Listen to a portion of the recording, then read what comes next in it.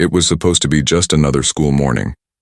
Backpacks thudded against lockers, sneakers squeaked down the halls, and the smell of coffee drifted from the cafeteria. But in seconds, that ordinary morning would turn into something far uglier. A new student, quiet, humble, hopeful, had just arrived at Riverton High.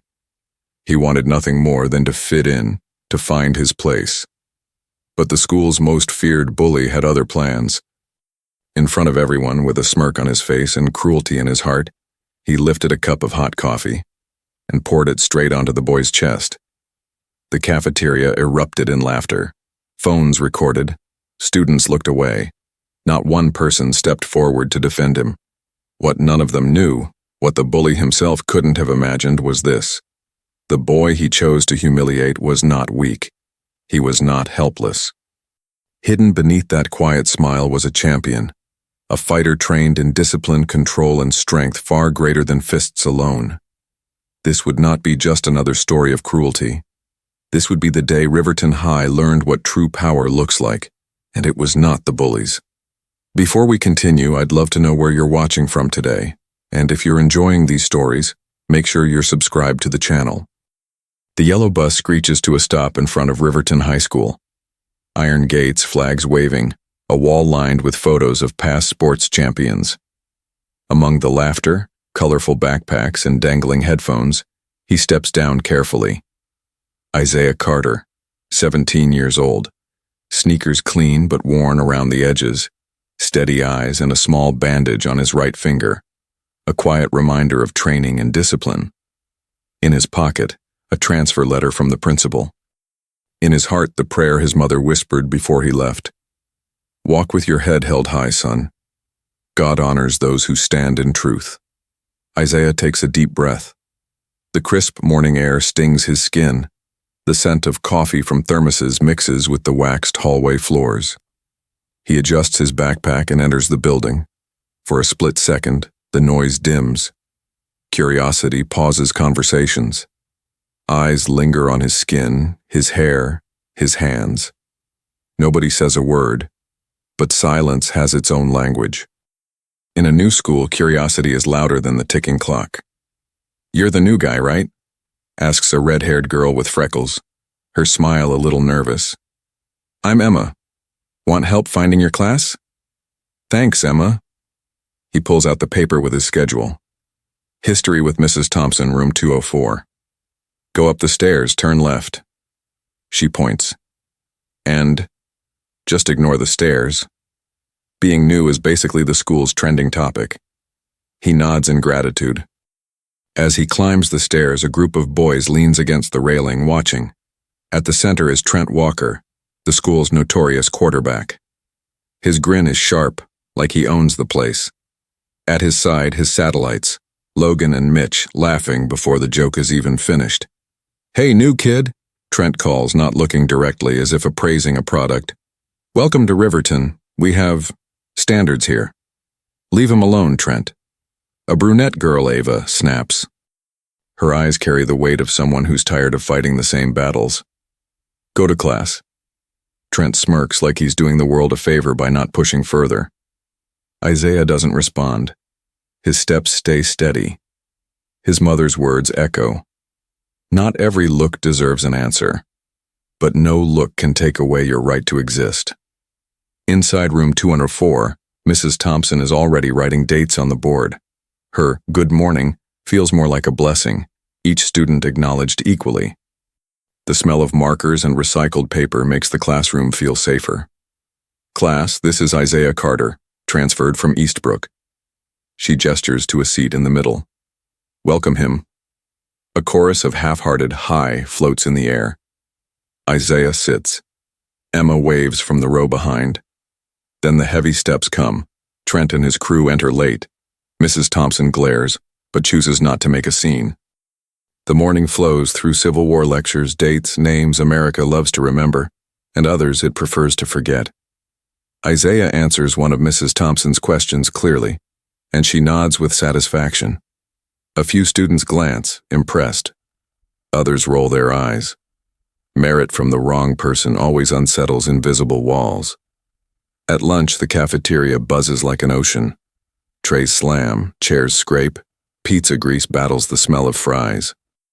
Isaiah grabs a cup of coffee, his mother's cure for cold mornings, and searches for a quiet corner. Emma shows up again, almost like she's on a rescue mission. "Can I sit?" "Sure." They chat about teachers, bus routes, neighborhoods. Emma speaks quickly, afraid of silence. Isaiah listens, replies with short smiles, taking in every detail. In Eastbrook, he learned that mapping people matters as much as knowing hallways. And then, the sound that cuts through everything, loud laughter, Trent. He walks in holding a steaming cup high. Logan and Mitch clear the way like bodyguards for a king who doesn't know how to rule. "Hey, Carter." Trent drags out the name. "Enjoying our hospitality?" Isaiah studies him for just a second. Training has taught him to measure distances, weights, intentions. Trent's jacket reeks of ego and cheap spray. His cup tilts, a move rehearsed 100 times. "I'm fine, thanks," Isaiah answers, keeping his breath even. "What a coincidence." Trent smirks. "So am I." It happens fast and slow at once. A calculated bump. Coffee spills, splashes across Isaiah's shirt, leaving a hot brown stain blooming on the fabric. The cafeteria holds its breath. Laughter erupts. 1, 2, a chorus follows. "Oops." Trent feigns concern. "Total accident." "Slipped." "Trent!" Ava jumps up furious. "You walked straight into him. Nobody slips in a straight line." "Relax, moral police." Logan spreads his arms. "It's just an accident." Emma fumbles, handing Isaiah napkins. "I'm so sorry, Isaiah." He takes them, closes his eyes for a moment. The burn stings, but it's tolerable. The deeper burn is in the laughter, the whispers, the stares. And then, his mother's voice like a balm. God never abandons the just. When he opens his eyes, his expression is too calm for someone who's just been humiliated.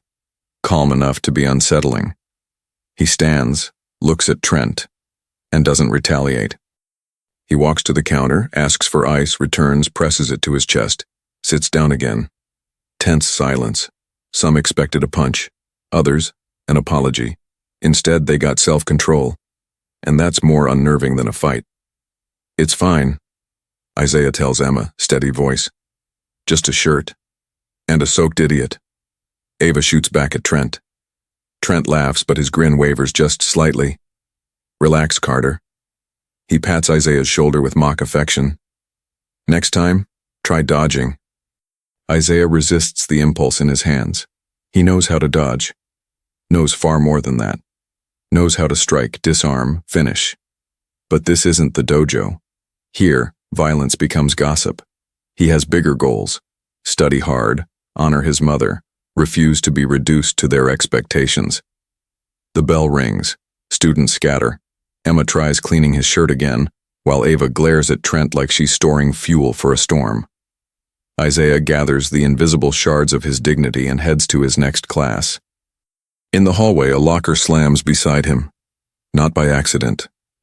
Trent leans against it, towering. "Listen, Carter." His voice drops low, for Isaiah only.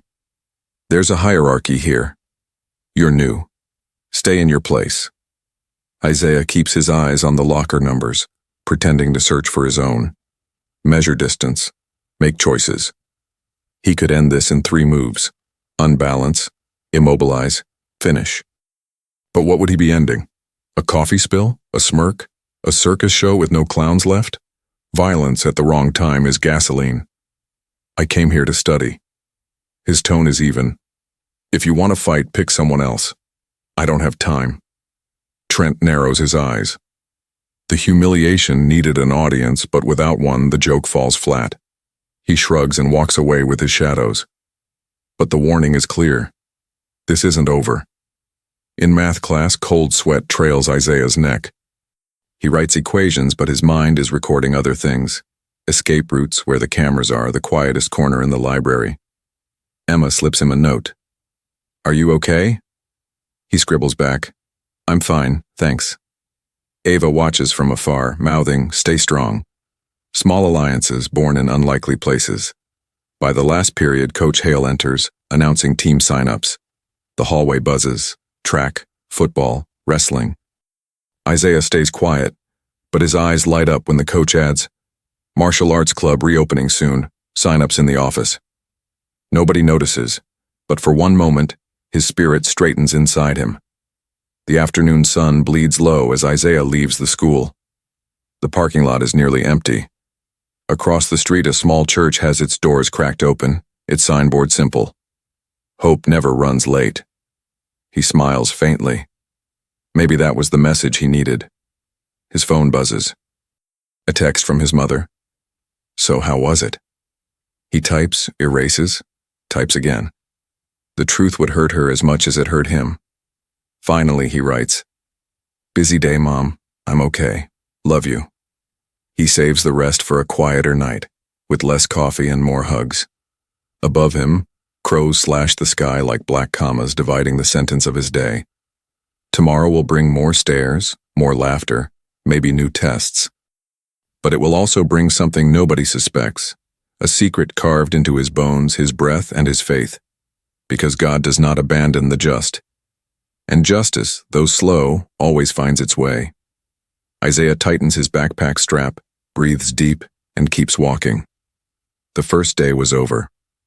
The story was not. The next morning, Riverton High hums with routine.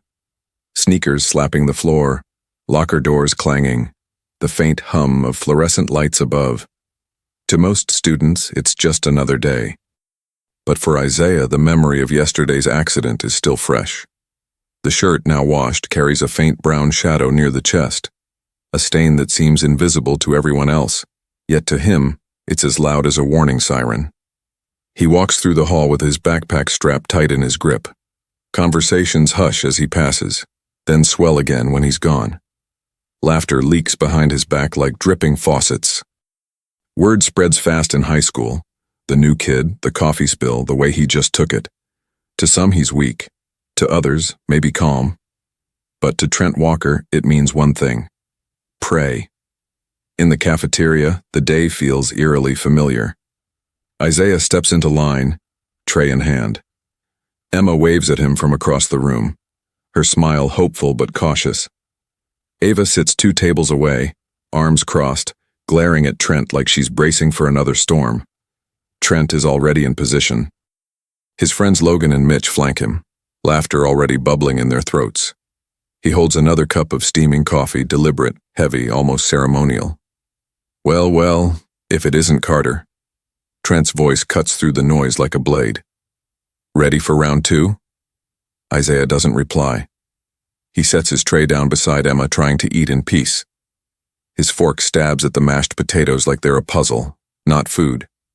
Ignore him, Emma whispers, leaning close. He's not worth it. But Trent isn't the kind to be ignored. He saunters over, coffee in hand, grin widening. Logan and Mitch trail behind, loud enough for half the cafeteria to hear. Careful, Carter. Trent raises the cup like a toast. Wouldn't want history repeating itself. The cafeteria stirs. Heads turn. Phones slide discreetly out of backpacks. High school justice isn't about fairness. It's about entertainment. And Trent knows how to give a show. Isaiah looks up at him, eyes steady, unflinching. For a flicker of a moment, Trent hesitates. There's something in Isaiah's gaze. Not fear, not even anger. Something unreadable. It unsettles him, but not enough to stop. With a sudden jerk of his hand, the coffee tilts again. This time, the liquid splashes not just on Isaiah's shirt, but across the table, dripping onto Emma's notebook, staining her notes. Gasps ripple through the cafeteria. Laughter follows, cruel and sharp. Oops, my bad. Trent smirks. Guess I should watch where I'm going. Emma jumps up furious. What is wrong with you? She pushes at Trent's chest, but he barely moves. Chill, sweetheart, Logan mocks, holding up his phone like he's recording. Don't want your boyfriend here fighting battles for you. Isaiah rises slowly, napkins in hand. His silence makes the moment heavier. He blots the coffee from Emma's notebook, his own shirt already ruined again. His jaw tightens, but his body remains still. "Say something, Carter." Trent leans in close, voice dripping with taunt. "Or are you too scared?" Isaiah's voice is calm, almost too calm. "I don't talk while someone's trying to put on a circus show." The words land heavier than a punch. A hush sweeps the cafeteria for a heartbeat. Even Emma looks at him in surprise. Ava smirks from her table, the first crack in Trent's show. Trent's smirk falters, but he covers it with louder laughter. "See that, guys?" Carter thinks he's a philosopher. He leans closer, whispering so only Isaiah can hear. "You'll break soon, and when you do, I'll be the one who breaks you." Isaiah meets his eyes. His breathing is slow, measured. Inside, he counts silently. 1, 2, 3. The same numbers he repeats during sparring sessions. Control the breath, control the moment. Emma tugs at his sleeve. "Let's go." He's not worth it. But Trent isn't done. He grabs Isaiah's tray and flips it onto the floor. Food splatters across the tiles. The cafeteria erupts in laughter, phones now openly recording. "Oops, another accident." Trent's voice drips with sarcasm. "Man, you're just unlucky." Isaiah bends down, not for the food, but for his backpack. He zips it calmly, slings it over his shoulder, and looks at Trent one last time. His voice is low but sharp enough to cut. A real man doesn't need an audience to feel strong. The cafeteria stills. For the first time, the laughter falters. Some kids glance at Trent, waiting for his reaction. His jaw clenches, but the bell rings before he can respond. Students scatter, buzzing about what just happened. Trent stands frozen for a second, fists tight. Isaiah walks away without looking back. But in his chest, the battle drums are pounding. His mother's words echo again. "Don't bow to injustice." And yet he knows, if he strikes too soon, everything he's worked for crumbles. Still, the coffee burns, and so does the humiliation. And deep down, Isaiah feels it. This won't end with coffee. The cafeteria floor still smells faintly of coffee. Stains darken the tiles, reminders of the second humiliation. By now, the story has traveled across Riverton High like wildfire. By the end of the day, Isaiah Carter isn't just the new kid. He's the kid who got coffee dumped on him.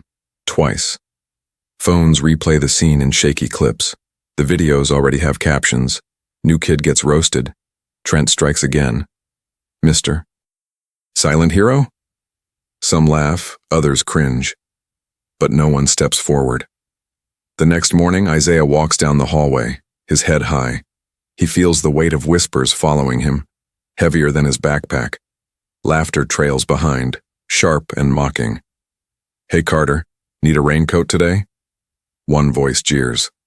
"Better dodge this time." Another shouts, followed by more laughter. Isaiah keeps walking, his jaw set. He doesn't break stride. He remembers his mother's words before he left for Riverton.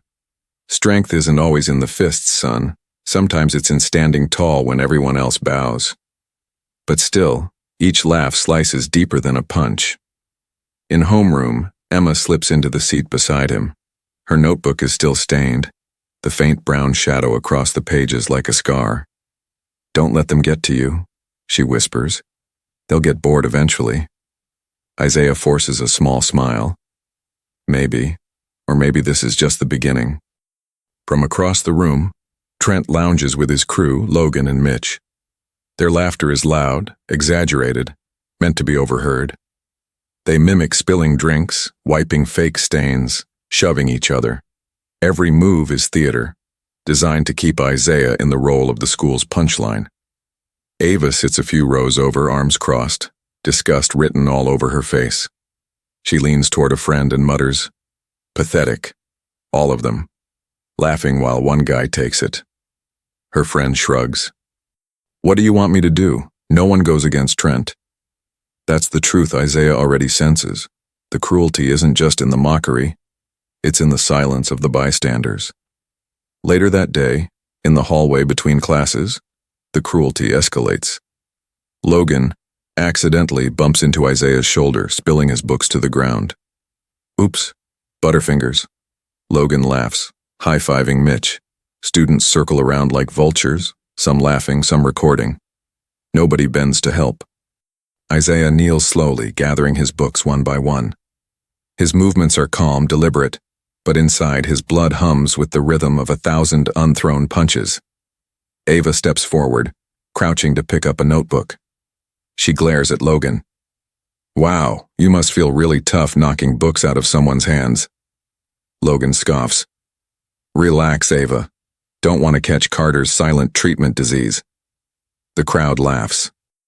Ava hands Isaiah the notebook, her voice low but firm. Don't give them what they want, they're nothing. Isaiah nods, but his eyes betray the storm brewing inside. In history class, Mrs. Thompson notices the tension. She pauses her lecture, eyes scanning the room. I want you all to remember something, she says, chalk tapping against the board. History isn't just battles and wars. It's also the moments when people chose to stay silent, while injustice happened right in front of them. Her words hang heavy in the air. A few students shift uncomfortably. Isaiah knows the lesson isn't random. She sees what's happening, but no one speaks, not yet. By lunch, the ridicule reaches a cruel crescendo. Isaiah sits with Emma and Ava, trying to ignore the stares. Across the cafeteria, Trent stands on a chair, holding up his cup of coffee like a trophy. Attention, everyone, let's raise a toast to our newest school mascot, Isaiah the Coffee Sponge. The cafeteria explodes in laughter.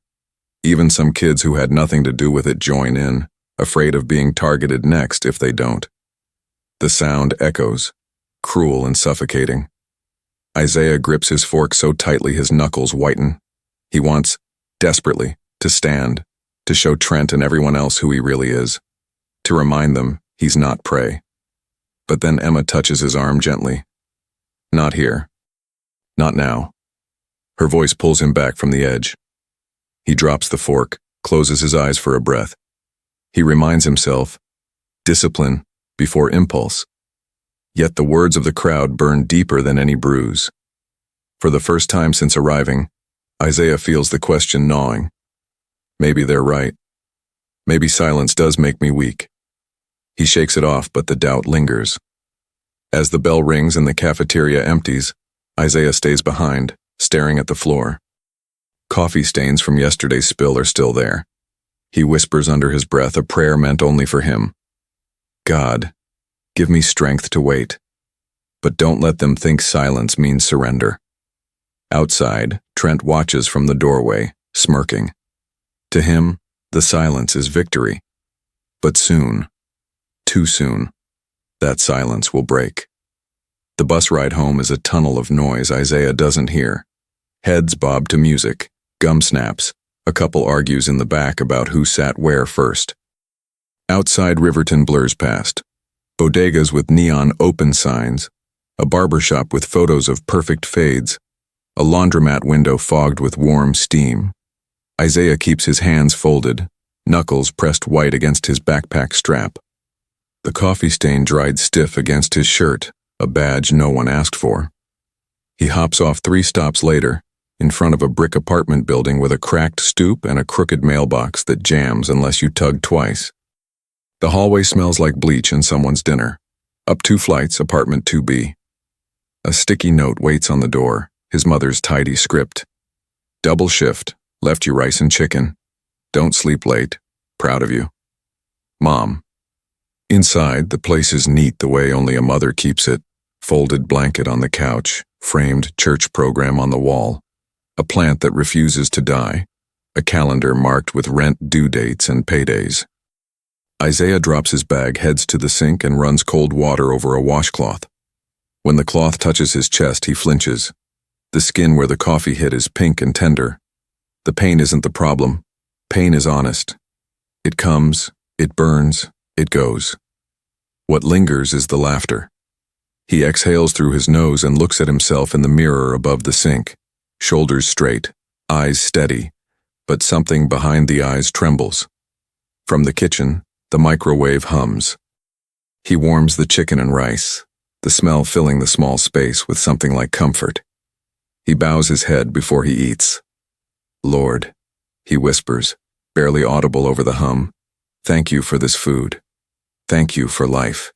Give me the strength to carry myself right, and show me when to speak and when to be still."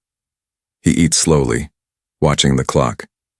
His phone lights up with a message from Emma. "You okay?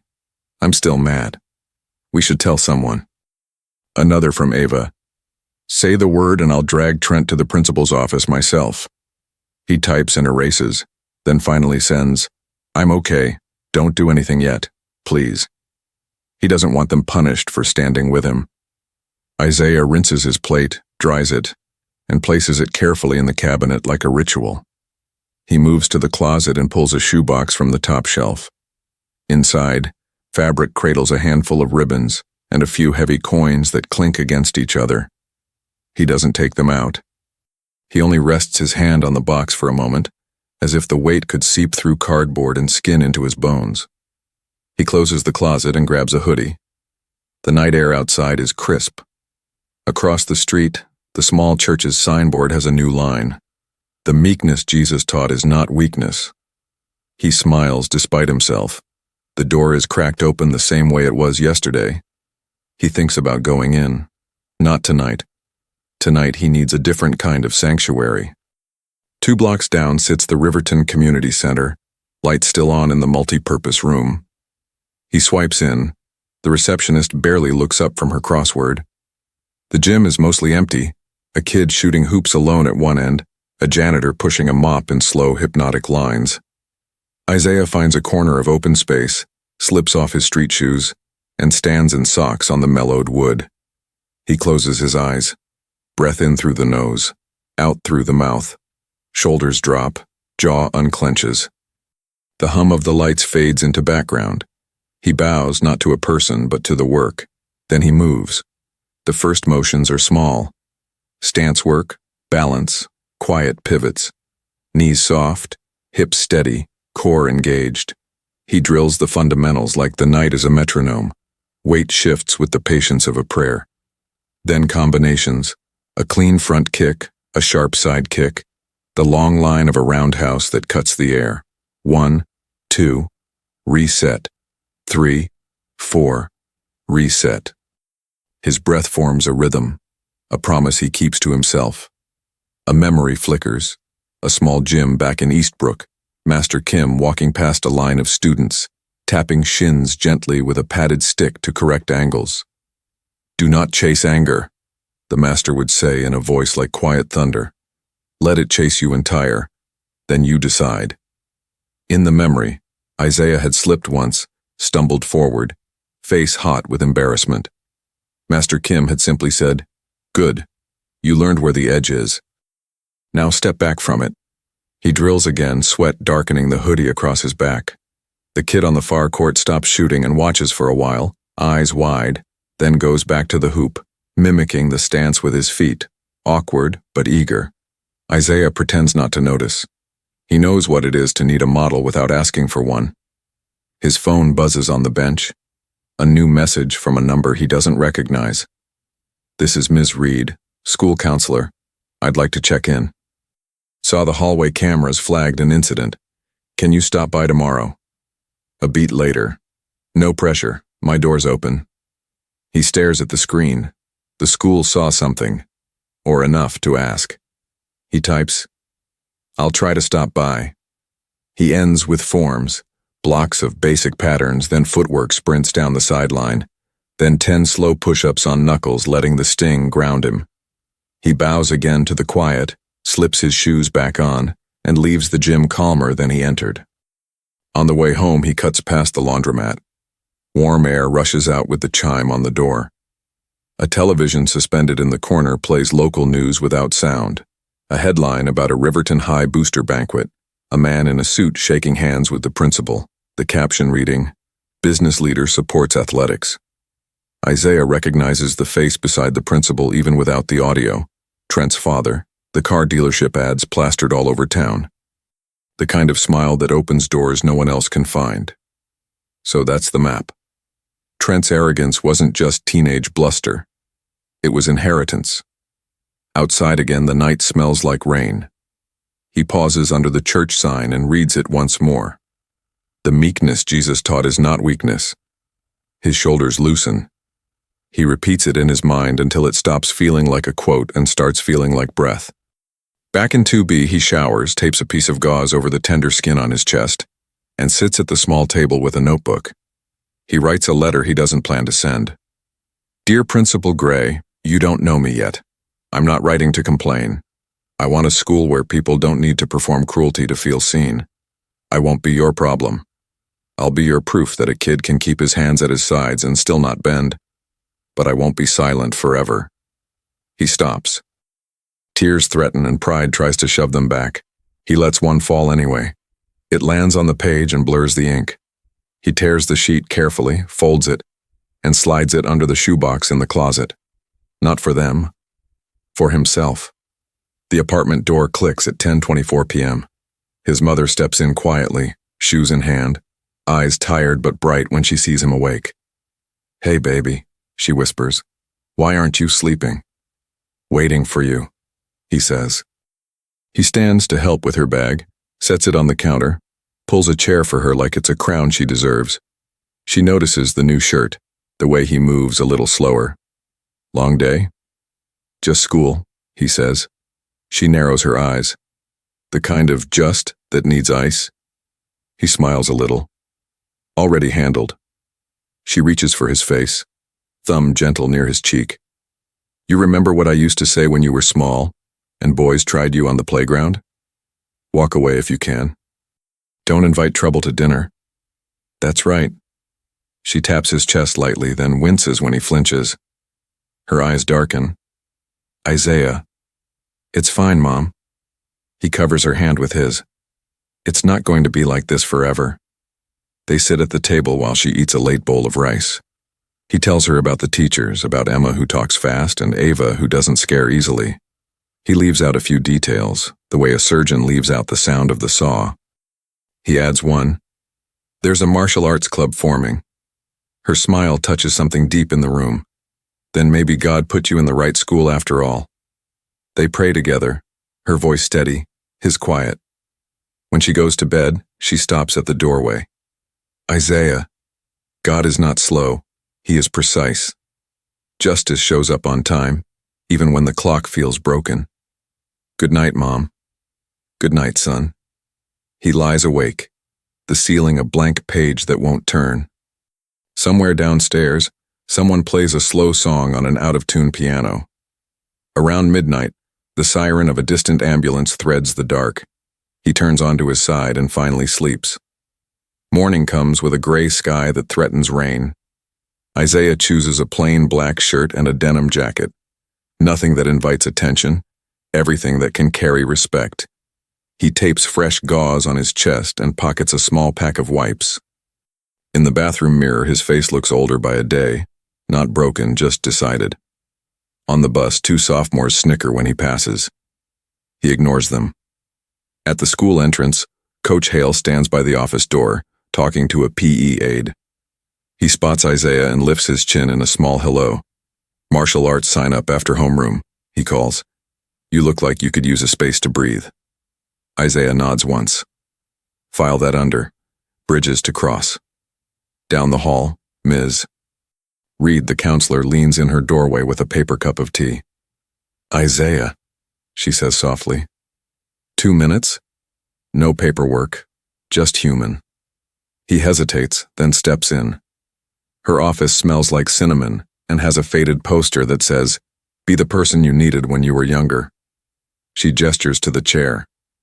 I don't want to pry, she says, but I saw enough to know you didn't pour that coffee on yourself. He says nothing. She continues. Students don't always step in. Adults miss things too. It's not right, but it's real. I can file an incident report or we can build a plan. What kind of plan? A plan where you're not alone in the hallways that matter. Eyes on the places trouble likes. Quiet accountability, and a path to speak when you're ready. He nods slowly. Maybe. The plan. Okay. She writes a name on a sticky note and slides it over. Peer liaison, Ava Morales. Another. Hallway monitor, Mr. Patel, period 3. Another. Coach Hale, after school. She smiles.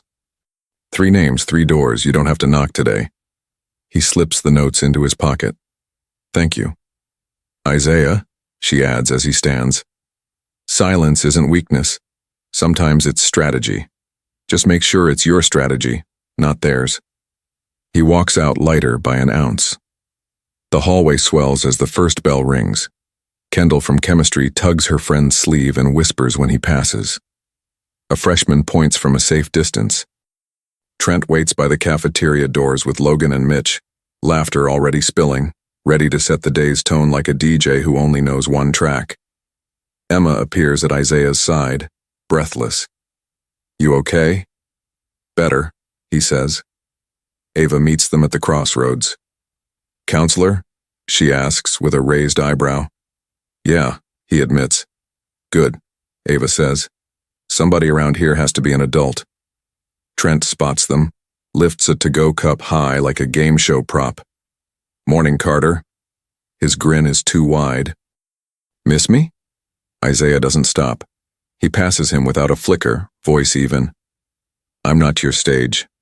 A few heads swivel, not a shout, not a threat, a line drawn with a quiet hand.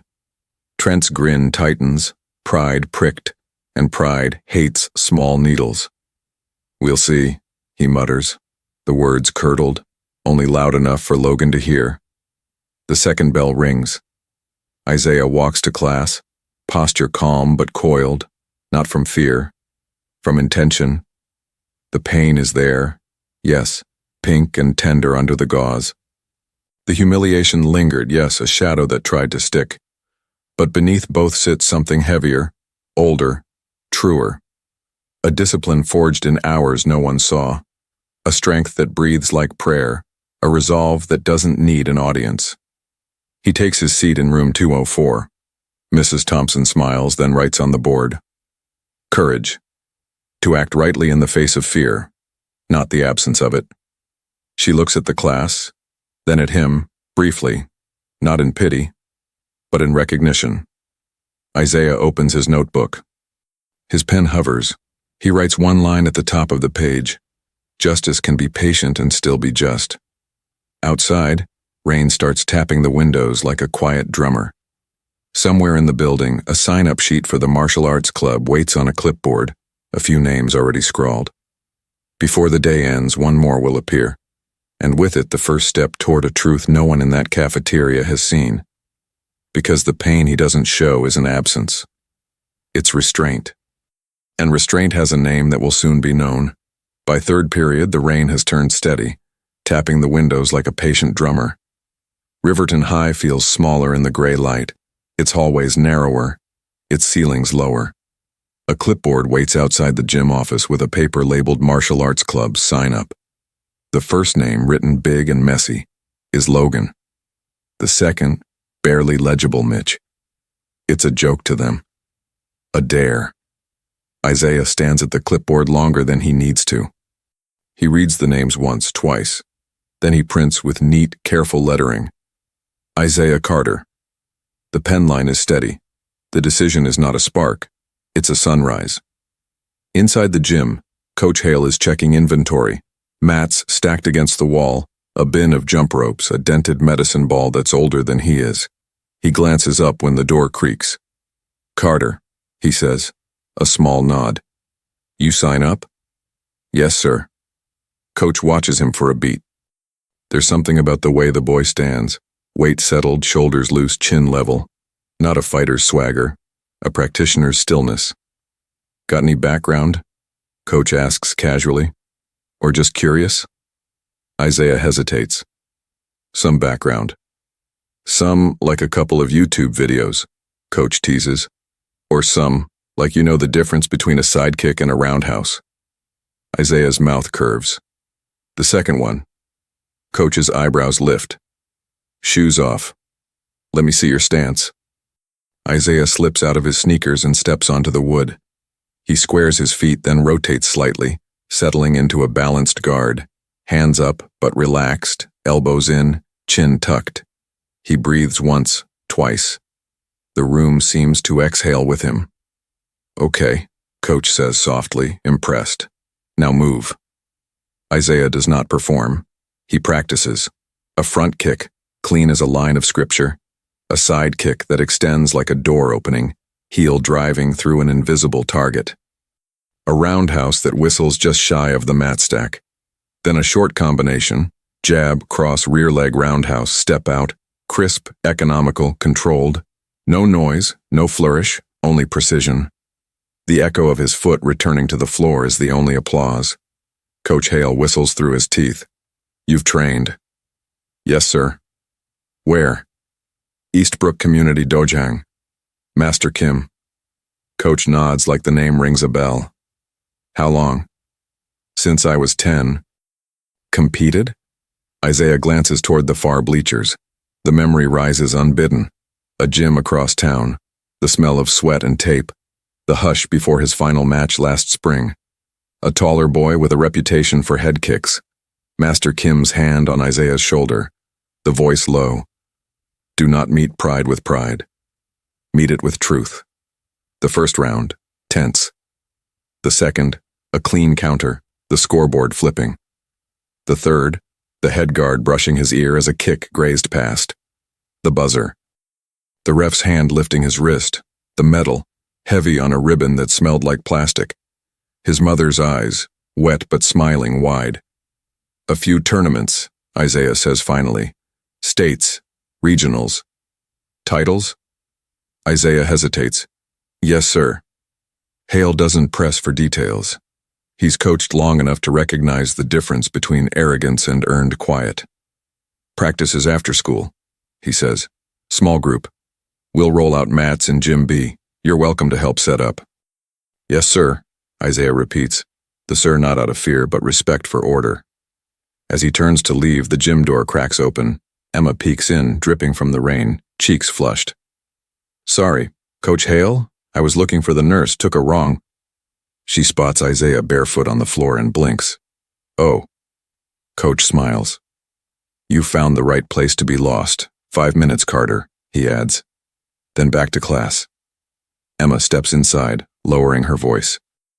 What was that? Stance check, Isaiah says, shrugging his jacket back on.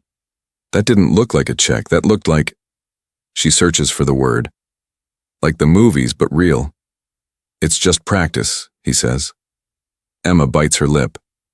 So you actually train? Yeah. Like, really train? Yeah. The bell rings. Coach waves them out. Save the biographies for lunch, people. They head into the hall and the school noise swallows them again. Lockers slamming, sneakers squeaking, laughter echoing too loud where kindness should be. As they turn a corner, Ava joins up, umbrella dripping. What did I miss? Ava asks, scanning Isaiah. Why are your socks damp? Jim, Emma says, eyes bright. He signed up. And Ava, he's good. Ava studies him with new focus. How good? Isaiah keeps walking. Good enough. Ava smirks. I'll take that as Trent should be scared. He doesn't rise to the bait. There's more than one way to win. Ava nods once, the respect quiet. I like that answer. At lunch, the cafeteria is less of a stage today. Phone cameras still exist, cruelty still orbits, but rain has a way of taming dramatics. Trent holds court at the jock's table, one leg thrown over the bench, a to-go cup on the tray like a prop he doesn't use. Every now and then he glances at Isaiah as if checking whether a shadow obeys the light. Isaiah eats with Emma and Ava at a corner table. Halfway through, Ms. Reed appears like a lighthouse in a storm. Soft, fixed, quietly bright. Quick check-in, she says, standing at the edge of the table. I know you kids hate being seen with an adult at lunch. I'll be fast. She looks at Isaiah. You feeling anchored? More than yesterday, he says. Good, she says. Then to the girls. Thank you for not letting silence be the only witness. She sets a small folded pamphlet on the table. Student rights and responsibilities. If anything escalates, the process is here. But I'm not here to drown you in paper. I'm here to make sure you're not carrying this alone. Thank you, Emma says softly. Ms. Reed squeezes Isaiah's shoulder like a mother would if she were allowed. Remember what we talked about. Silence can be strategy, but make sure it's yours. They nod.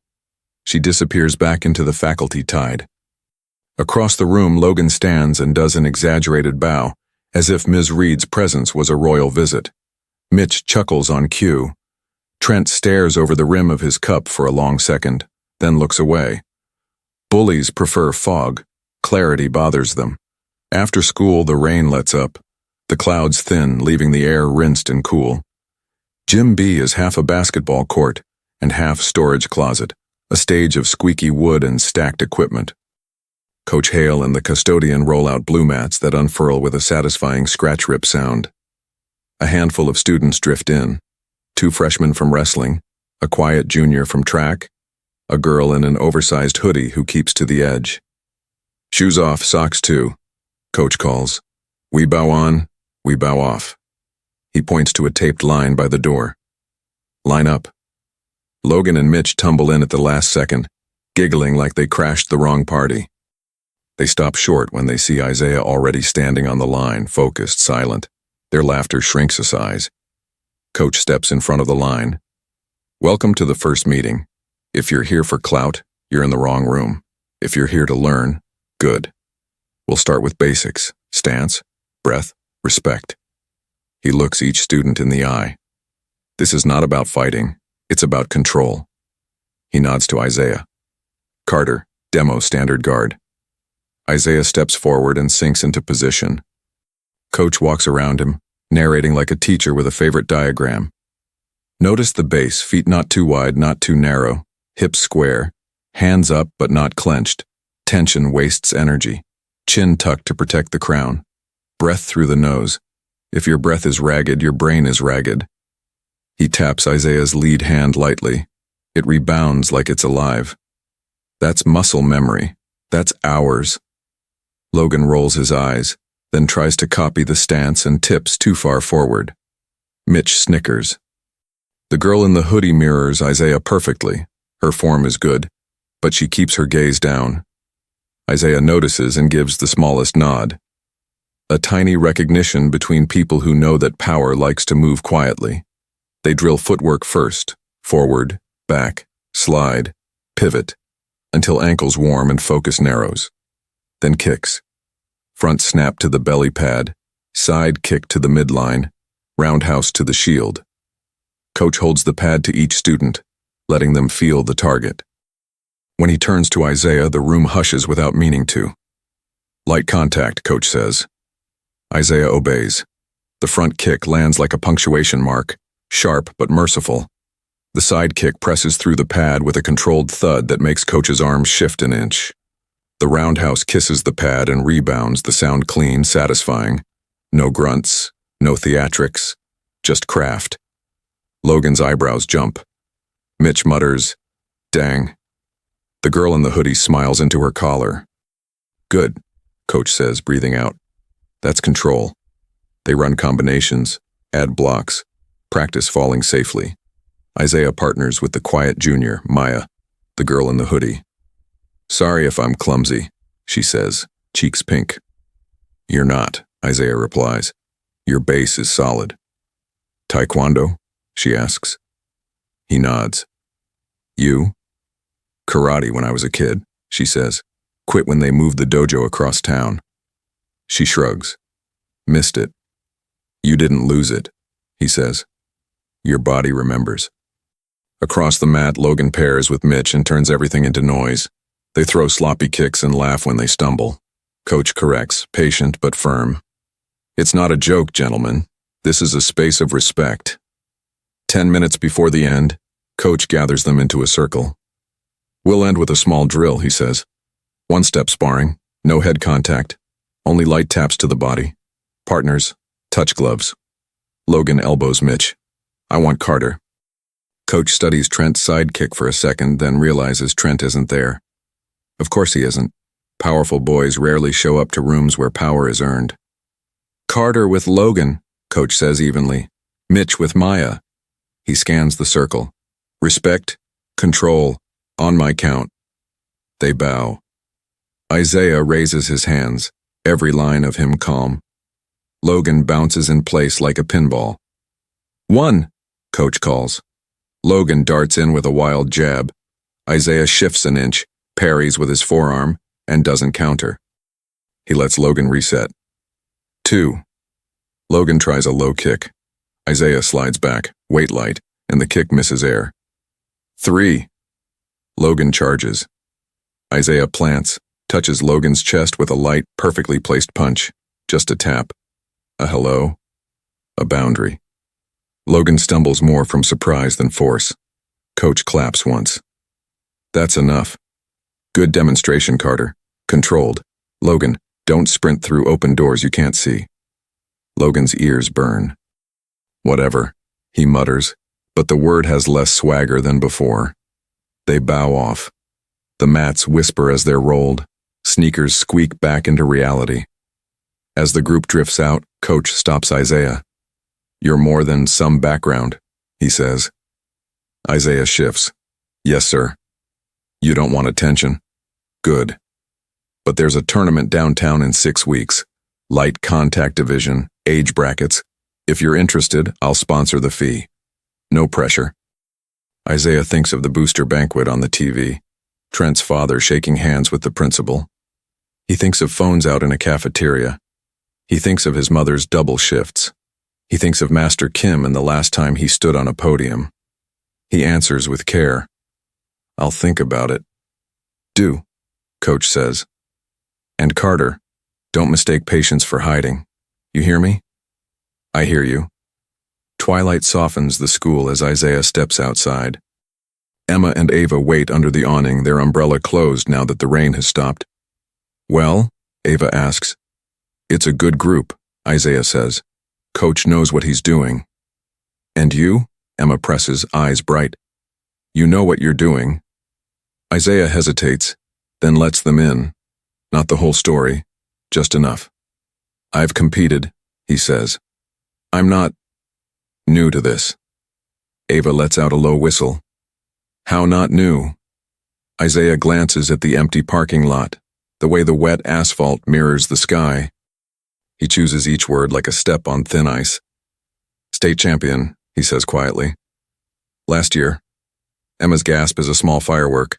Ava's smile is slow, satisfied. Of course you are. Keep it quiet, he adds quickly. Please.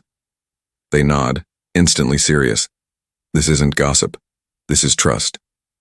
Emma links her arm with his. Your secret's safe with us, for now.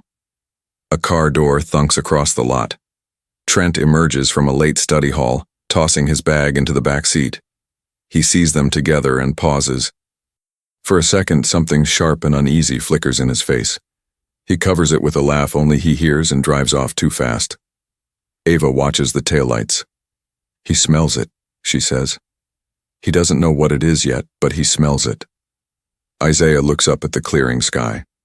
A single slice of blue shows between clouds like a promise. He'll know, he says, not as a threat, but as a fact. When the time is right. They part ways at the corner. Isaiah heads toward the bus stop, the city washed clean around him. The church sign across the street has caught a bit of sun. The words glow. Strength under control is still strength. He breathes it in. He walks on. At home, the shoebox goes back on the table for a moment. He opens it this time. Ribbons, medals, a folded certificate with his name spelled correctly for once. He runs his finger over the embossed seal. He doesn't bask. He remembers. Not the podium, but the hours. Early mornings when the mat was cold. Nights when his legs shook and he kept going anyway. Days when losing taught more than winning could. He puts the box away. He texts Coach.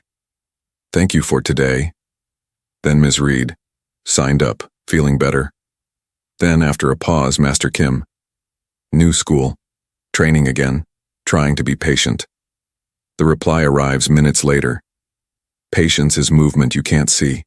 Keep moving. He sleeps early. The day did not crown him. It centered him. And in the morning, Riverton will wake to the same hallways, the same lockers, the same faces. But under the surface, something has shifted. Quietly, decisively. The boy they laughed at is not empty. He is disciplined. He is ready. And he understands now that the path to justice may run not through the fists first, but through the heart that tells the fists when to open and when to close. Because the secret he carries isn't just titles or trophies. It's a code: respect, restraint, resolve. And when the day of reckoning comes, that code will speak louder than any coffee cup ever could. The week rolls on. Riverton High hums with routine, lockers slamming, sneakers squeaking, bells ringing. But for Isaiah Carter, the rhythm carries a sharper edge. Every hallway feels like a stage, every laugh a spotlight, every whisper a dart. The storm hasn't passed. It's just learning new shapes. Morning ambush. On Tuesday morning, Isaiah is walking to homeroom when Logan slams his locker door shut with a loud clang. "Careful, Carter," Logan smirks. "Lockers here have a mind of their own." The crowd snickers. Isaiah doesn't flinch. He simply reopens the locker, collects his books, and walks away. But the silence doesn't read as strength to everyone. To some, it looks like surrender. And Trent feeds on that illusion. From across the hall, Trent calls out, "Hey Carter, don't forget your coffee today, wouldn't want you to dry out." More laughter. The crowd thickens. Phones rise again, hunting for viral clips. Isaiah's jaw tightens, but his voice stays level. Funny thing about jokes. If you have to repeat them, maybe they're not that funny. The hallway stills for a beat. Emma, standing nearby, lets out a quiet "yes" under her breath. Ava crosses her arms, satisfied. Trent forces a grin, but the sting lands. He masks it by throwing an arm around Logan's shoulder. "Careful, Carter. Smart mouths break easier than smart books." The bell rings, scattering the audience. But the tension doesn't fade. It festers. Lunchroom theater. By lunchtime, Trent has a new trick. He sets a tray on the table nearest Isaiah's, tilts his soda, and lets the liquid creep across the table like a slow flood. "Oops, guess this table's cursed," he says, loud enough for everyone. Isaiah calmly lifts his tray before the soda reaches his food. No reaction. No win for Trent. A freshman at the next table giggles nervously. Trent snaps, "What's so funny?" The boy shakes his head, eyes wide, and looks down at his tray. Silence. Always silence. Emma leans closer to Isaiah, whispering, "He's desperate. He wants you to explode." Ava adds, "And when you don't, he looks smaller." Isaiah exhales. His fists itch, but he reminds himself of Master Kim's words, "Do not meet pride with pride, meet it with truth." So he eats in peace, as if Trent doesn't exist, and that very act, ignoring the king in his own cafeteria, feels like the first real blow. After-school encounter. But Trent isn't done. Not even close. After school, Isaiah heads toward the bus stop. Rain drizzles again, streaking the pavement. Suddenly, a football whizzes past his head and slams into the wall beside him. He stops, heart steady but pulse racing. Behind him, Trent, Logan, Mitch. Their laughter cuts through the damp air. "Heads up, Carter," Trent calls. "You're supposed to catch it, not duck it." Isaiah picks up the ball, turns it in his hands, and walks toward them. Logan stiffens, half expecting a throw. Mitch mutters, "Oh man, here we go." But Isaiah doesn't throw it. He places the ball gently at Trent's feet. His eyes are calm. "If that's your best aim, no wonder Riverton's not winning games." The words hit harder than any tackle. Logan bursts out laughing before he can stop himself. Even Mitch smirks. Trent's face burns red. "Careful, Carter," Trent growls. "You don't know who you're talking to." Isaiah meets his eyes unblinking. "No, you don't know who you're talking to." For a moment, the drizzle is the only sound. Then the bus hisses to a stop. Isaiah boards without another word, leaving Trent frozen on the sidewalk, fury boiling under his skin. Our night reflections. That night, Isaiah sits at his desk, the shoebox of medals open again. His mother notices, standing in the doorway. "Rough day?" she asks gently. Isaiah doesn't look up. "They're pushing, every day, harder." She steps closer, lays a hand on his shoulder. "When I was your age, I thought silence was weakness. Later, I learned it was armor. But son..." She pauses. "Even armor gets tested. Don't be afraid when the time comes to take it off." Isaiah closes the box. He's not afraid. He's waiting. The brewing storm. By the end of the week, Riverton High knows one truth. Trent Walker has met his match, and it terrifies him. He throws soda, he slams lockers, he hurls insults. But every time, Isaiah's calm reply turns the crowd's laughter back on itself. The provocations don't stop, they escalate. And deep down, everyone feels it. Something is coming. The question is not if, it's when.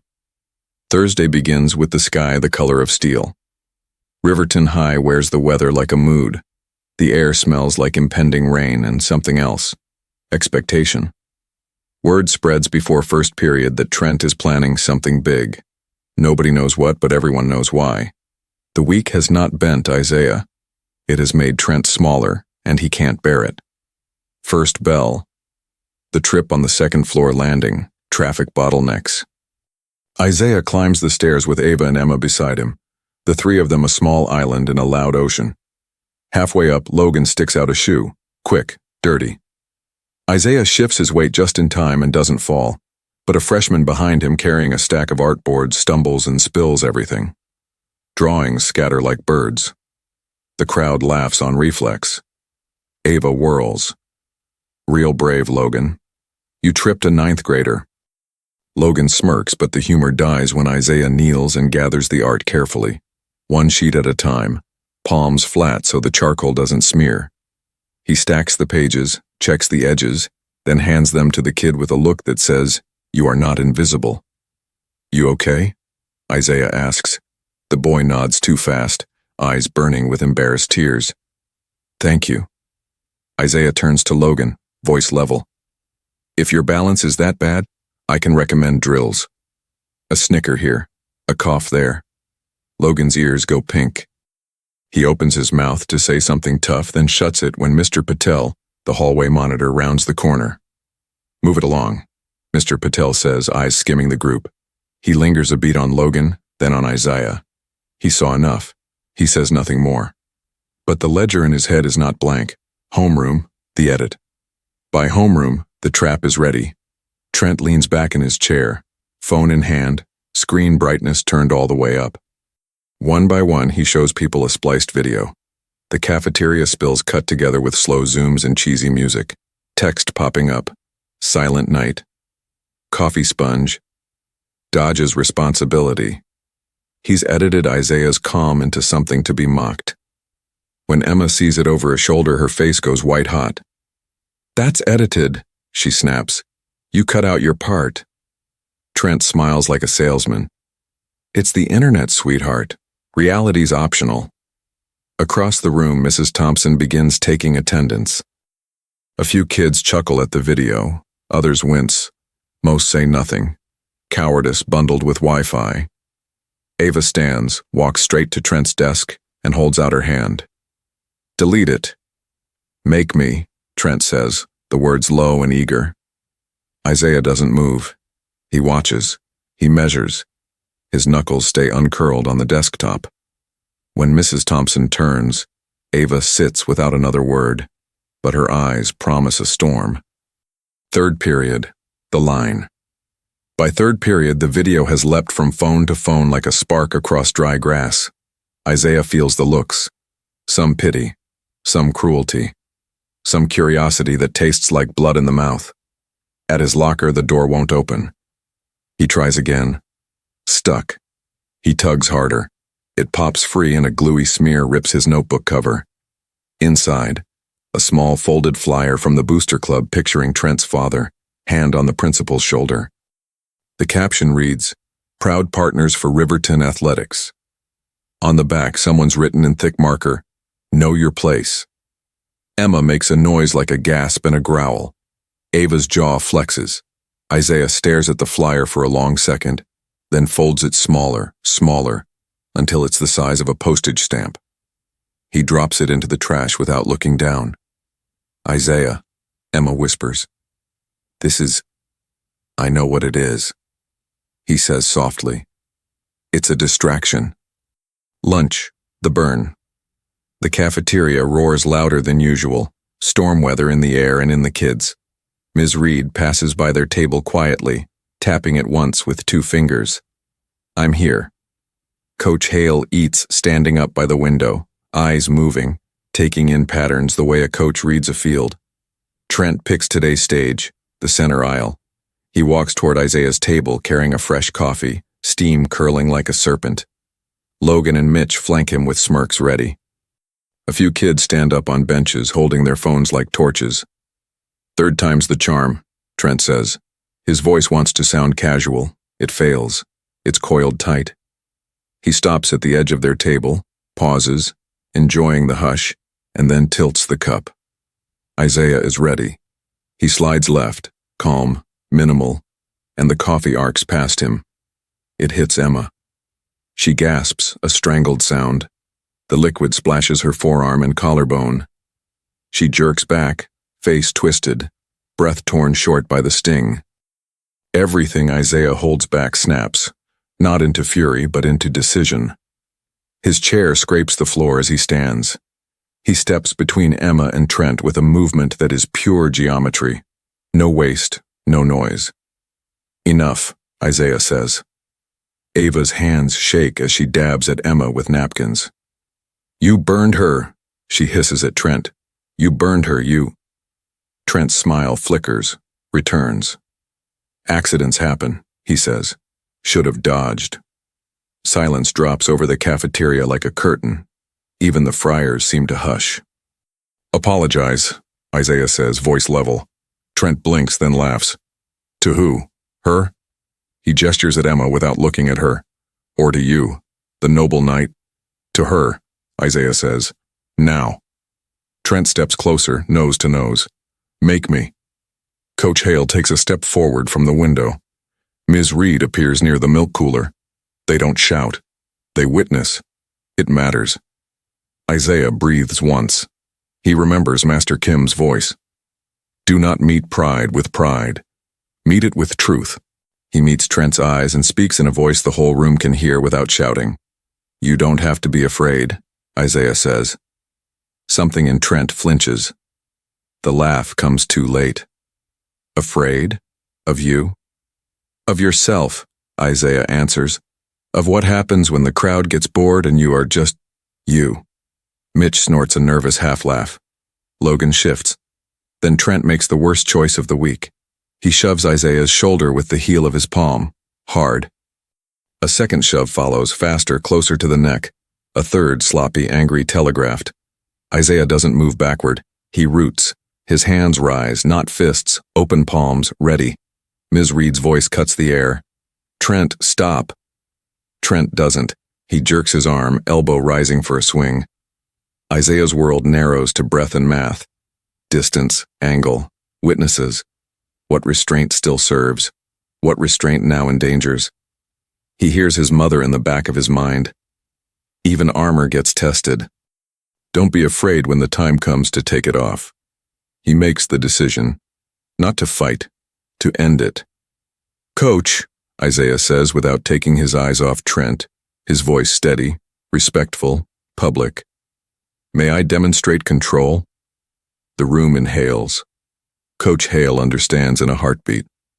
His answer is a single measured word. Yes. The line in the sand. Isaiah steps back one pace and makes a small bow, not to Trent, but to the moment, to the rules he's kept, to the witnesses gathered. This ends without anyone getting hurt, he says. You stop or I stop you, here now. Trent grins, something wild flickering behind his eyes. Finally, he spits. Let's go. Phones rise higher. Kids climb onto benches. The cafeteria becomes an arena without walls. Emma, clutching napkins to the red mark on her skin, whispers, "Isaiah." He doesn't look back. "I've got you." Ava squeezes Emma's hand and anchors her voice. "He's not out to hurt him," she murmurs. "He's out to end him." Trent lunges. Isaiah breathes, and the crowd leans in as the world shifts to slow motion. The cafeteria holds its breath. Even the fryer oil seems to stop bubbling. Hundreds of eyes are locked on two figures: Trent Walker, fists curled, veins hot with arrogance, and Isaiah Carter, calm, still, centered. Phones are raised high, recording. Every second is captured, every angle ready to be edited into someone's feed by the final bell. But this isn't a fight for clips. This is something bigger. The first move. Trent lunges, sloppy and wild, swinging his right fist in a hook that would knock down an untrained kid. But Isaiah isn't untrained. He sidesteps, not far, just enough. His hand rises, redirects the punch with a gentle parry. No counter, no strike, just a brush like swatting away a fly. The crowd gasps.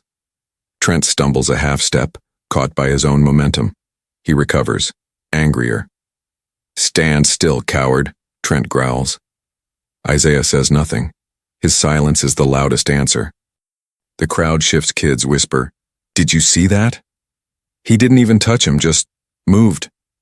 Trent missed. Trent never misses. Emma, still holding napkins to her burn, whispers through clenched teeth, "Don't hurt him, Isaiah. Just show them." Ava's eyes shine sharp. Oh, he's showing them. Second attack. Trent comes again, faster this time, aiming a straight jab for Isaiah's chest.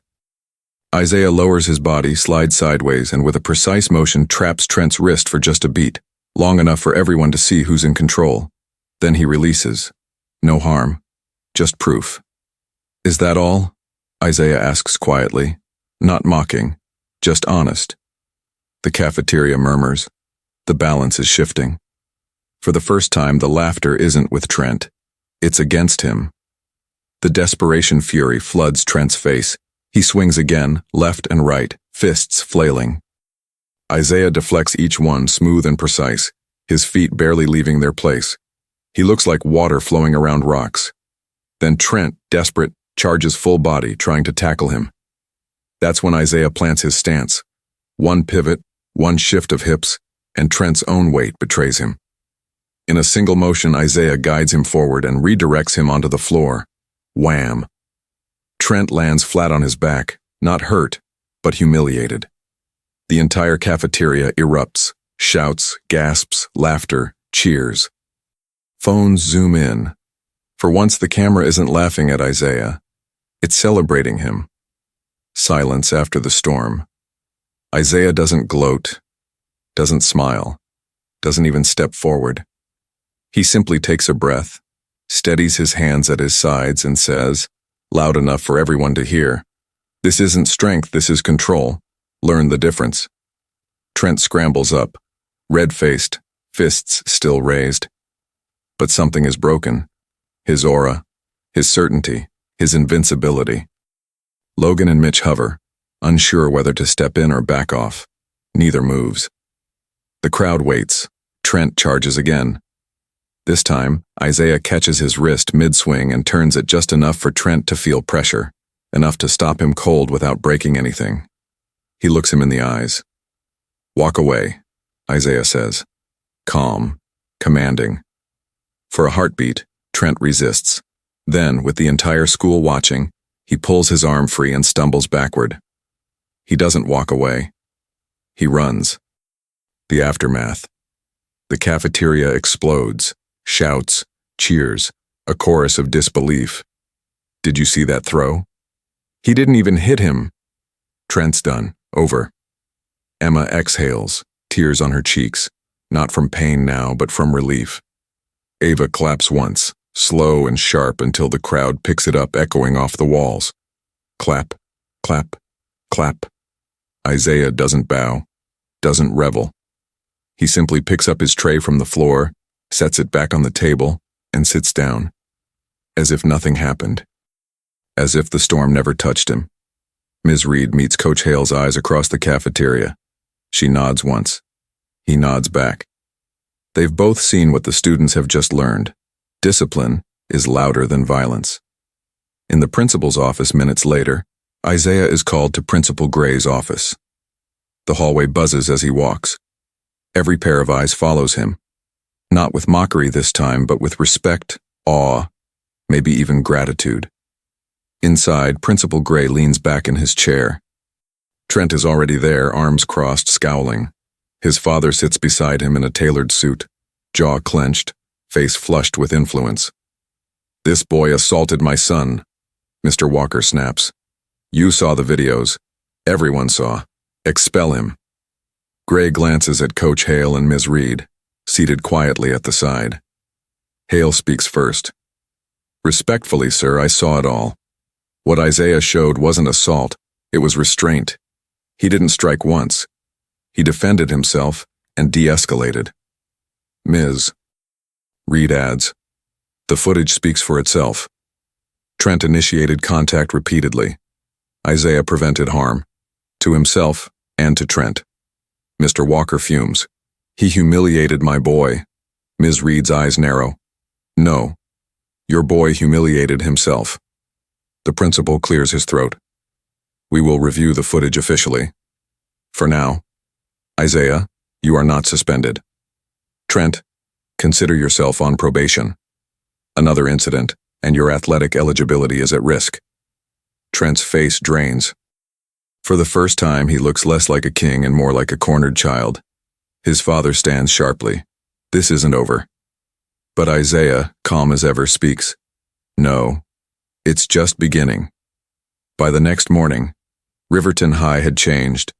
The laughter that once followed Isaiah was gone, replaced by whispers of respect and awe. Everyone had seen the video.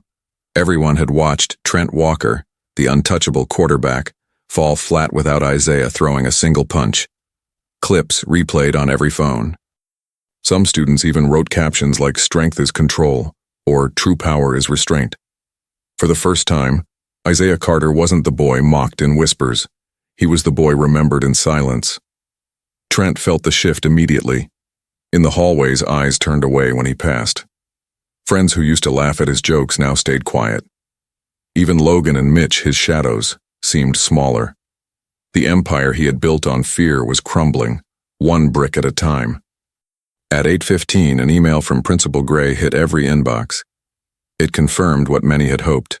Isaiah was not suspended. Trent, however, was on probation. He would face counseling, a restorative meeting, and worst of all, his eligibility for sports was now at risk. When the announcement spread, Logan muttered curses under his breath. Mitch stayed quiet, and Emma showed the message to Ava, who whispered, "Finally, something fair." Trent's punishment grew heavier when he was called into the equipment room by Coach Danner. The air smelled of turf and sweat. The coach didn't yell. He simply said, "You're benched Friday, no game." Trent argued that scouts were coming, that this was unfair, but Coach Danner shut him down. "You embarrassed this program. You don't step on the field until you fix your mess." The words landed harder than any blow. When Trent left, teammates moved aside, whispering, "Not cool, man. And we needed you Friday." For the first time, Trent felt something he had never faced before: isolation. Meanwhile, Emma sat in the nurse's office as Nurse Laramie smoothed ointment across the pink burn on her arm. She winced but didn't cry. "It'll fade," the nurse said, "but it happened, and it's recorded." Ms. Reed entered, clipboard in hand, explaining that there would be a restorative circle later that week. Emma hesitated, her voice breaking, but said, "I don't want revenge, I just want it to stop." Ms. Reed nodded. "That's why you need to be in the room." When Isaiah walked to class, the hallways felt different. Students didn't look at him with pity or cruelty anymore. They looked at him with recognition. A sophomore leaned close and whispered, "That thing you said, about control, I wrote it down." Two freshmen stopped him at the fountain, asking if what he did was karate. Isaiah answered softly, "Taekwondo." But it wasn't about the move. It was about the decision. Even a shy girl asked for a photo. Isaiah refused, but offered instead, I'll walk you to class."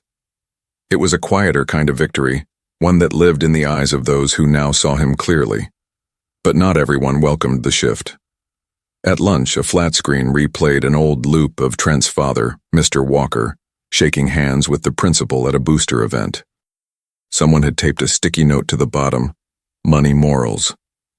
Mr. Walker stormed into Principal Gray's office later that day, demanding expulsion, waving promises of canceled donations. But Principal Gray stayed firm. "We expect integrity. The check is your decision." Ms. Reed, listening from outside, knew then that the tide was truly turning. That afternoon, the restorative circle was held. A small conference room was set with chairs in a ring. No desks, no podiums, just people. Present were Isaiah, Emma, Ava, Trent, Ms. Reed, and Coach Hale. A box of tissues sat in the middle. Ms. Reed explained, "This is not a trial. It's a chance to repair what can be repaired and name what cannot." She asked Emma to speak first. Emma's voice shook as she said, "He burned me. It still hurts in the shower, and I keep hearing the laughter. Like I'm a joke. I didn't deserve that." Ava added, firm and low, "None of us did, and Isaiah least of all." Then Isaiah spoke, looking straight at Trent. His tone was steady, not cruel. "I didn't come here to fight you, I came here to study. You tried to make me a show, I refused. I won't carry your anger for you." Silence filled the room. Finally, Ms. Reed turned to Trent. At first he scoffed, muttered, but then his voice cracked. "People only look at me when I'm the loudest," he admitted. "If I'm not that guy, I'm no one." Coach Hale's voice was deep and steady. "That's a lie. Being seen isn't the same as being known." Trent's eyes dropped to the floor. "You made me look small," he said to Isaiah. Isaiah replied, "I didn't make you anything. I held a mirror." In the end, Trent signed the agreements. A written apology to Emma and Isaiah, a no-contact contract, community service under Coach Hale, and mandatory counseling. His hand shook as he signed. "So I'm the villain forever?" he asked bitterly. Ms. Reed shook her head. "No, you're accountable today." And that was different. At home, the cost grew heavier. Mr. Walker raged at him, demanding to know how he could let them do this. Trent snapped, "You mean how I embarrassed you?" The words hung sharp in the air. His father slammed the study door, leaving Trent alone at the table. His phone buzzed with mixed messages, anger from Logan, disappointment from teammates, and, unexpectedly, a text from Ms. Reed. "Showing up is a start. Don't waste it." He didn't reply, but he didn't delete it either. Across town, Isaiah ended his day at the community center. After practice, a small boy from the basketball court shyly approached. "Can you teach me that thing? The one where you made him fall without hurting him?" Isaiah knelt and smiled. "It starts before the move. It starts with breathing." Together they breathed in and out, slow and steady, until the boy grinned. On the way home, Isaiah passed the church sign. It read, "God is not mocked. He is patient." The words felt less like thunder, more like a hand on his shoulder. Friday night's football game confirmed everything. With Trent benched, the bleachers were half empty, the booster table thin. The backup quarterback struggled. The team sagged. In the stands, Emma and Ava drank cocoa and watched. "Do you feel bad?" Emma asked. Ava hesitated. "For the team, maybe. For Trent? I feel the right kind of bad. The kind that changes you." Behind them, two parents argued. One said Isaiah should have been expelled. The other answered, "For not punching, that boy saved this school a lawsuit." The first man fell quiet. At halftime, Isaiah stood by the fence. Coach Hale found him and said, "You didn't have to come." Isaiah replied, "I wanted to see what accountability looks like under lights." Coach nodded. "Looks like empty bleachers and a few full hearts. Proud of how you ended it." Isaiah shook his head. "I didn't end it. I started something different." On Monday morning, two plain envelopes appeared, one in Emma's locker, one in Isaiah's. Inside were handwritten letters. To Emma, "I'm sorry. It wasn't an accident, you didn't deserve it. To Isaiah, you didn't make me look small. You showed me I already was. I don't expect forgiveness. I'll do the hours. Emma tucked hers away, marking the moment. Isaiah folded his carefully and slid it into the shoebox beside his medals. Not above them. Beside them. Different victories, side by side. In the days that followed, small ripples spread. Teammates made space for Trent again, not with cheers but with quiet nods. The hallways grew calmer under Mr. Patel's watch. Ms. Reed began a lunchtime group called Strength and Self-Control. Students who had never spoken before began to share. Even the martial arts club grew as Maya, the quiet girl in the hoodie, tied on her old white belt with steady hands. By week's end, Principal Gray addressed the school in the morning announcements. His voice carried weight. To the student who showed restraint under pressure, your conduct reflected our highest values. To those who recorded, remember, being a witness is not the same as being brave. Be brave. The school was silent. Even the jokers had nothing to say. That night, Coach Hale received a visit from a youth foundation counselor. She had seen the video. We have scholarships for character and athletics, she told him. Not for stats, not for grades, for character. Tell that boy to apply. Hale promised he would. And so, Riverton High moved into a new rhythm. The bruises healed, the burn on Emma's arm faded, and the echo of laughter was replaced with respect. Isaiah walked the halls not as a hero, not as a star, but as a boy who had chosen the harder path, control over chaos, patience over pride. The shoebox in his closet now carried medals and a letter. And at the church across the street, the sign shone with truth. Justice may take time, but it never loses its way. Morning breaks clear over Riverton, the kind of blue sky that feels like a promise kept. The school buzzes with a different electricity. Not gossip, not fear, but a hush that says pay attention. Flyers appear on doors before first bell. All school assembly, 10 rows a.m., gymnasium. No one knows exactly what will happen. Everyone suspects. Isaiah arrives early, denim jacket neat, backpack light. Emma meets him at the entrance, her forearm smooth now with only the faintest trace of pink. She smiles. Not the nervous smile from the first day, but the steady one of someone who walked through a storm and came out standing. You ready? She asks. As ready as I need to be, he answers. Ava joins, coffee in hand that she raises like a pledge. If the mic's open, I'm not wasting it. The gym fills in waves.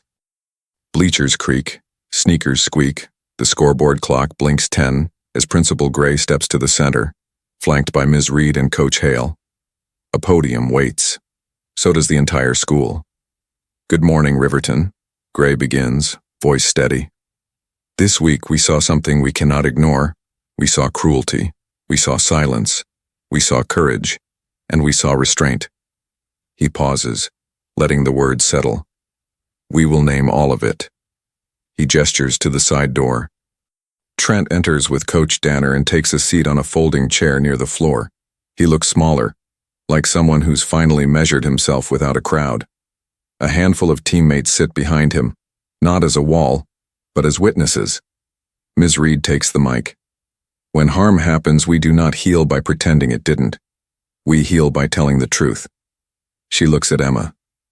Emma, if you're willing. Emma stands. The gym quiets. She speaks into the mic with a voice that barely shakes. I was burned. It hurt. The laughter hurt more. But I'm here because I want it to stop for the next person, that's all.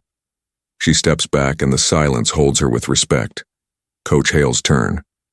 You all saw a boy end a fight without starting one. That's skill, yes. But more than that, that's character. And character is what turns a school into a community. He looks across the bleachers until he finds Isaiah. Mr. Carter, would you join us? Isaiah hesitates, then moves down the steps. The gym breathes in as he crosses the floor. He doesn't strut. He doesn't shrink. He just arrives. Principal Gray meets him at the center. Isaiah Carter, he says, voice warm, firm, carrying to the rafters. For exemplary restraint and leadership under pressure, Riverton recognizes you today. He turns the podium slightly so it faces the students, not the adults. And we learn from you. A soft ripple moves through the crowd. Not cheers yet, but something deeper. Respect, finding its seat.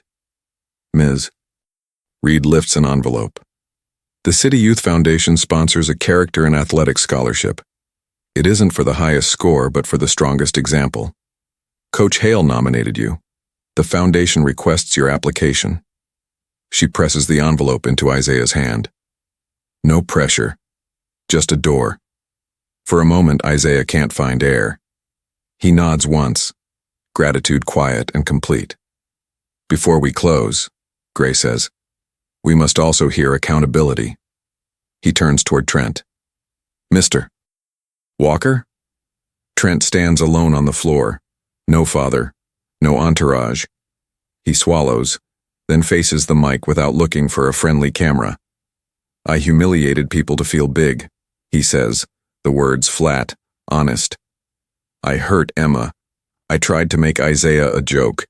He made me face myself, without hitting me. I'm sorry. I'm doing the hours. I'll keep doing them. Not because a coach says so, because I need to be someone I don't hate.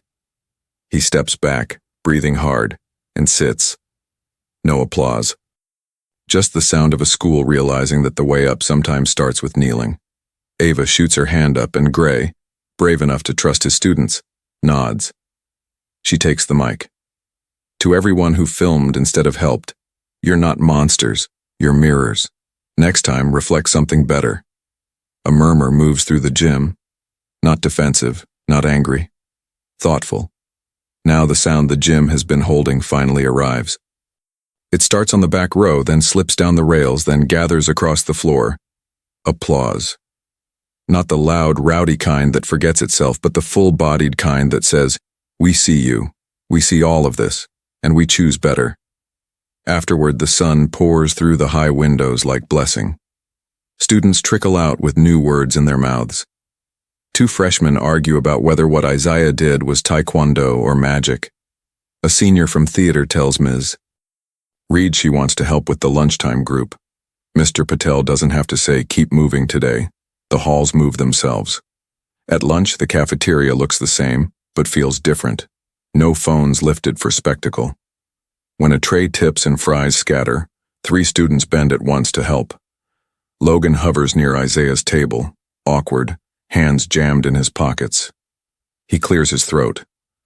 Coach says I should help with the mats after school. I'll be there. Good, Isaiah says.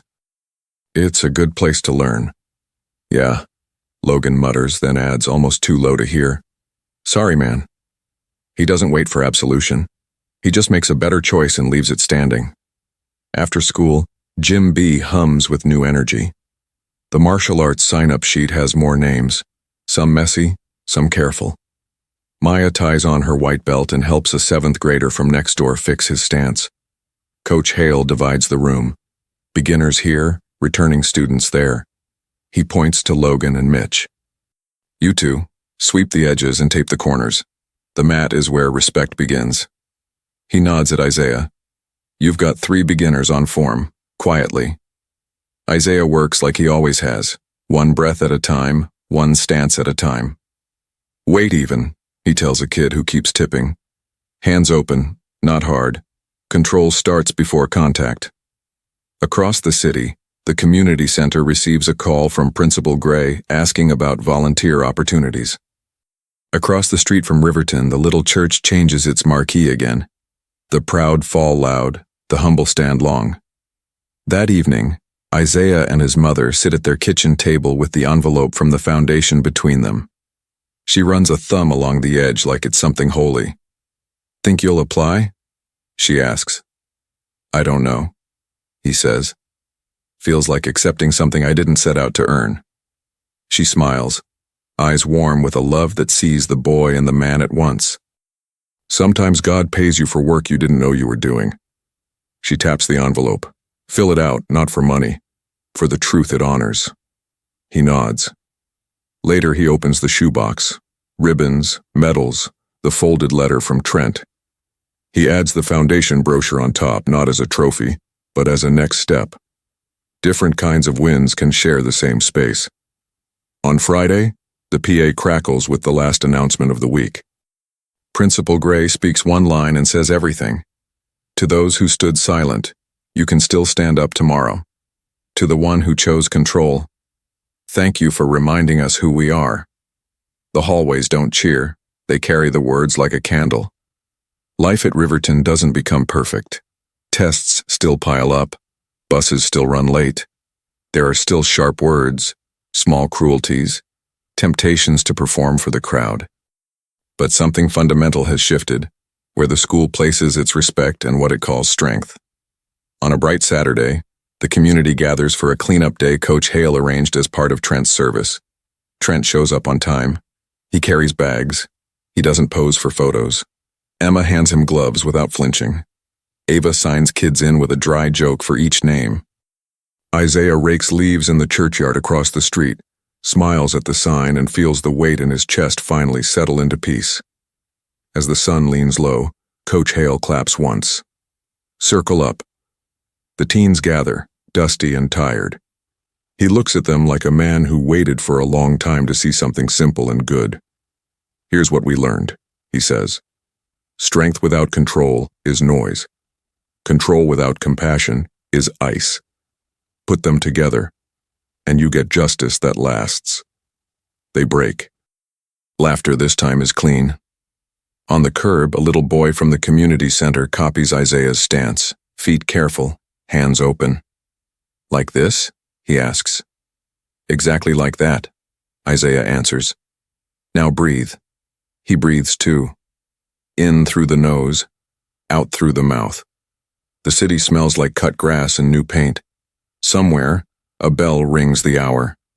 He lifts his face to the light, because in the end, justice didn't arrive on a shout. It arrived on a choice, made in front of everyone and also made inside where crowds can't touch it. The bully's power cracked. The school's courage grew. The boy they mocked showed them the shape of true strength, and they recognized it when they saw it. God does not abandon the just. Sometimes he hands them a stage, a crowd, and a moment, then gives them the grace to choose control. And when they do, the whole room learns how to stand a little taller. Have you ever experienced something similar? A moment when strength with control changed everything? Share your story in the comments. Do you believe justice always comes? Write below. Never lose hope.